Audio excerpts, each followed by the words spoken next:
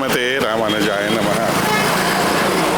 ನಮ್ಮ ಶ್ರೀಮಠ ಯದುಗಿರಿ ಯತಿರಾಜ ನಾರಾಯಣ ರಾಮಾನುಜೀಯರವರ 76ನೇ ವರ್ಷದ ತಿರುನಕ್ಷತ್ರ ಮಹೋತ್ಸವ ಮಹಾಲೇಶ್ವರಮ್ಮನ ಯದುಗಿರಿ ಯತಿರಾಜ ಮಠದಲ್ಲಿ ನಡೀತಾ ಇದೆ.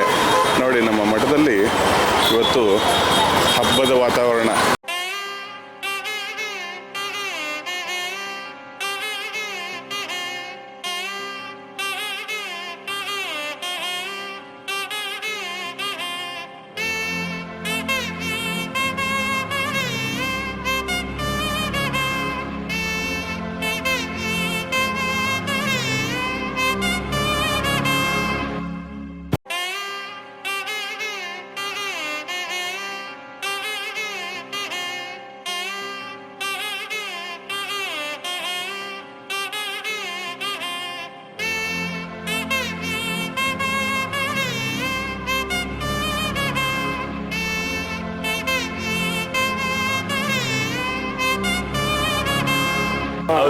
ಶ್ರೀಮಠದಲ್ಲಿ ಇವತ್ತು ನಾಳೆ ವಿಶೇಷ ಕಾರ್ಯಕ್ರಮ ನಡೀತಾ ಇದೆ. ಅದ್ರ ಬಗ್ಗೆ ನಿಮ್ಮ ಅನಿಸಿಕೆ ಅಭಿಪ್ರಾಯ ಹಂಚ್ಕೊಳ್ಳೋದಾದರೆ ತಾವೇನು ಹಂಚ್ಕೋತೀರಾ? ಶ್ರೀಮತೆ ರಾಮಾನುಜಾಯ ನಮಃ. ಶ್ರೀ ಯದುಗಿರಿ ಯತಿರಾಜ ಮಠಕ್ಕೆ 1000 ವರ್ಷಗಳ ಇತಿಹಾಸ ಇದೆ.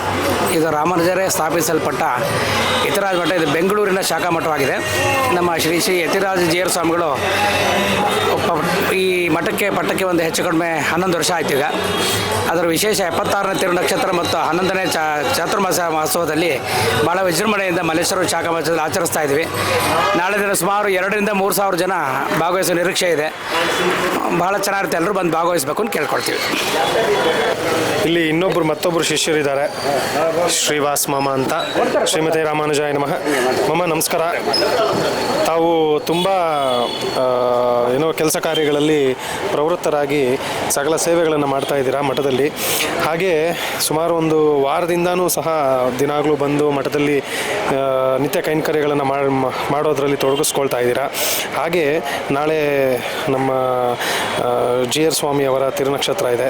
ಅದರ ಬಗ್ಗೆ ನಿಮ್ಮ ಅಭಿಪ್ರಾಯ ಹೇಳೋದಾದರೆ, ಇದರ ಈ ವಿಜೃಂಭಣೆಯಿಂದ ನಡೆಯೋದಕ್ಕೆ ಕಾರಣಕರ್ತರು, ಹಾಗೆ ಇಷ್ಟೊಂದು ಶಿಷ್ಯವೃಂದ, ಇಷ್ಟೊಂದು ಭಕ್ತವೃಂದ ಹೊಂದಿರುವಂಥ ಸ್ವಾಮಿಗಳ ಬಗ್ಗೆ ತಮ್ಮ ಒಂದು ಅನಿಸಿಕೆ ಹೇಳೋದಾದರೆ. ನಮಸ್ಕಾರ. ಶ್ರೀಮತಿ ರಾಮಾನುಜಾಯ ನಮಃ. ಈ ಥರ ಒಂದು ಕಾರ್ಯಕ್ರಮ ನಡೆಯೋದು ಎಲ್ಲರ ಸೌಭಾಗ್ಯ. ಯಾಕೆ ಅಂತಂದರೆ ಇವತ್ತು ನಾವು ಈ ಕಾರ್ಯಕ್ರಮಕ್ಕೆ ಪಾಲ್ಗೊಳ್ಳೋದಕ್ಕೆ ನಮ್ಮ ವಿಶೇಷವಾಗಿ ಹೇಳಬೇಕು ಅಂತಂದರೆ ನಮ್ಮ ಈ ಸೌಭಾಗ್ಯ. ಎಲ್ಲರೂ ಸೇರಿ ನಾವು ಶಿಷ್ಯ ಕೋಟಿ ಅಂತ ಹೇಳಬೇಕು.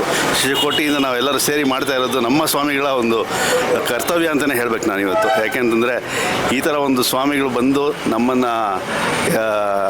ನಮ್ಮನ್ನು ಶಿಷ್ಯರಾಗಿ ಮಾಡಿಕೊಂಡು ನಾವು ಅವ್ರನ್ನ ಸೇವೆ ಮಾಡೋದು ನಮ್ಮ ಕರ್ತವ್ಯ. ದಯವಿಟ್ಟು ಎಲ್ಲರೂ ಬಂದು ಭಾಗವಹಿಸಿ.